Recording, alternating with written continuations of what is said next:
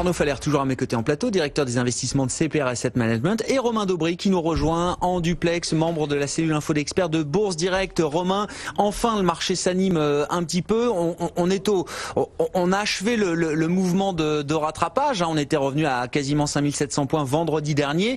On entre désormais, j'imagine, dans une phase de retracement. Romain, est-ce que vous le confirmez? Et qu'est-ce qu'on va surveiller? Qu'est-ce qu'on va attendre de cette phase de retracement? Bonjour Grégoire. Oui, exactement, une phase de retracement assez normale.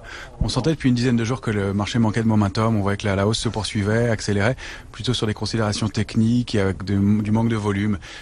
Donc voilà, le mouvement de baisse se produit juste après l'échéance trimestrielle de septembre, donc après le troisième vendredi du mois de septembre. Donc la semaine qui suit, avec un peu de manque d'intérêt et un mouvement de baisse qui a mis 3 semaines à se construire. Donc on observe que ce mouvement il est plutôt technique, ce mouvement de retracement. Il est pas fondamental. Il est entamé un peu brutalement suite à une nouvelle, mais et avec un gap, donc qui donne un élément de rupture avec la tendance précédente. Donc il va falloir reconstruire de toute façon. Donc il n'est pas indispensable de se positionner à l'achat dans l'immédiat, même s'il y a des opportunités à mon avis, probablement assez rapidement compte tenu de la structure de la hausse. Alors pourquoi il est technique ce mouvement? Parce qu'il intervient juste après l'échéance des marchés dérivés, parce que il y a des éléments techniques qui sont intéressants. On peut faire un petit focus sur la position ouverte sur le contrat à terme sur l'indice CAC 40. Avant-hier, au cours de la baisse d'1%, le contrat à terme, la position ouverte avait augmenté de 6500 contrats. C'est signe de pression baissière. Et puis hier, et c'est là où on peut se poser des questions quant à la puissance de la baisse. Hier, au cours de la séance de baisse de 2 points sur l'indice parisien, eh bien les contrats vendus ont été quasiment rachetés. Donc on revient quasiment à l'équilibre. Donc il n'y a pas de pression baissière. Donc la baisse d'aujourd'hui, elle est peut-être un peu surprenante et elle va peut-être entraîner un peu plus de pression baissière demain. Il sera intéressant de voir l'évolution de la position ouverte dans les jours à venir, mais pour l'instant, il n'y a pas de forte pression à la baisse. Et puis on avait noté que sur l'échéance du mois d'octobre, il y avait un peu de complaisance, moins d'intérêt. Le ratio de couverture, le ratio put call qu'on observe souvent était bien moins en faveur des options de vente, donc de la protection. Alors il y a toujours de la protection dans les portefeuilles, les investisseurs sont couverts, mais plus bas. Alors que toute l'échéance de septembre, on était monté et à chaque hausse régulièrement, le niveau de couverture était rehaussé la séance suivante. Bien là, c'était pas le cas. On attend et voilà, c'est plutôt une ambiance de wait and see. On a un calendrier qui est important au mois d'octobre avec les trimestriels américains qui reviennent bientôt, d'ici 15 jours. Évidemment, l'échéance importante du Brexit, la reprise des négociations sino-américaines. Donc tout ça fait qu'il y a un peu d'attentisme et des points d'entrée qui seront probablement plus intéressants, mais pas des éléments de nature à remettre en cause le mouvement de hausse qu'on connaît là. On peut constater d'ailleurs que le comportement du marché pendant la baisse est quand même assez canalisé. Il respecte des niveaux techniques précis. On accélère effectivement assez nettement à l'ouverture, puis le marché se calme.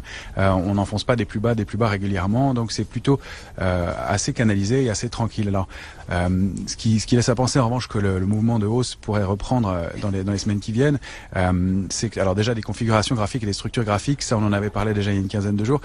Ça pointe plutôt à mi-novembre, donc vous voyez il y a un petit peu de temps avant ça. Alors c'était une feuille de route, on peut pas viser mi-novembre pile pour se positionner à l'achat, mais surtout qu'il faudra le faire probablement en amont. Mais voilà, ça c'est un élément intéressant.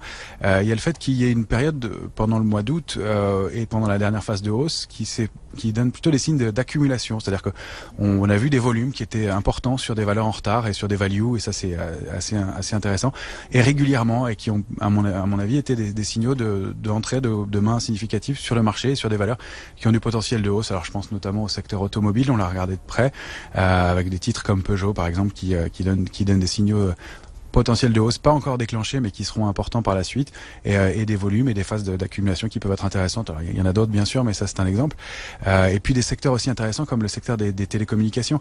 C'est un secteur qui sous-performe depuis 2016 et qui là manifestement tient bien, surperforme même, commence à surperformer un tout petit peu, baisse assez peu et qui offre un potentiel de hausse un peu intéressant, alors qu'il n'avait rien fait depuis 2016. Non seulement il sous-performait, mais il faisait quasiment rien. Donc ça, ce sont des signes qui laissent à penser qu'un mouvement de hausse plus important, plus construit pourrait avoir lieu par la suite. Maintenant, on est obligé d'observer le mouvement et de surveiller des niveaux techniques. Alors, la rupture de 5590, c'était le niveau d'alerte. La cible, c'était 5502. On n'en a pas été très loin ce matin. La cible graphique, donc 5502 points sur le contrat à terme sur l'indice CAC 40. Après, la cible idéale de retracement, ce serait aux alentours de 5420, 5440 points. Ça, ce serait une zone intéressante. Alors, bien sûr, on se positionnera pas systématiquement à l'achat sur ce niveau-là. On n'achète jamais sur un niveau précis dans un mouvement de baisse, on achète soit sur une figure de retournement après une pause, ou alors sur une reprise haussière et sur un franchissement de niveau. Donc là, ce serait le franchissement à nouveau de 5590 points. Ça paraît pas évident dans l'immédiat, ou alors sur une figure de retournement sur des points bas. Et pour moi, l'alerte, elle est assez loin encore. Elle se situe aux alentours de 5350, 5387 points. Avant ça, il n'y a pas d'alerte majeure. Donc, un retracement qui peut se poursuivre encore de 3 à 5% et qui, en plus, est de la même ampleur sur la majeure partie des indices mondiaux et des indices majeurs. Donc on a une forme d'harmonie et un marché qui se comporte plutôt bien et correctement, même si les mouvements sont un peu brutaux, mais liés aussi un peu à l'absence de contrepoids à l'achat dans l'immédiat, compte tenu du calendrier et de la structure, mais pas d'alerte dans l'immédiat. Et puis des actifs qui sont intéressants. On voit Chlore a redonné un petit signal d'achat en franchissant 1513 $ l'once lundi matin. Il a buté sur sa première résistance, lui aussi très technique, 1533, il était là un peu au-dessus, et pour aller chercher probablement son dernier top, 1555, et probablement plus à moyen long terme, largement. On en avait parlé, mais voilà, des actifs qui se comportent assez correctement, assez normalement, et un niveau de consensus qui est toujours prudent. Il devenait un tout petit peu plus complaisant au cours des 10 derniers jours. On voyait qu'il y avait un peu plus d'enthousiasme, en tout cas moins de pessimisme.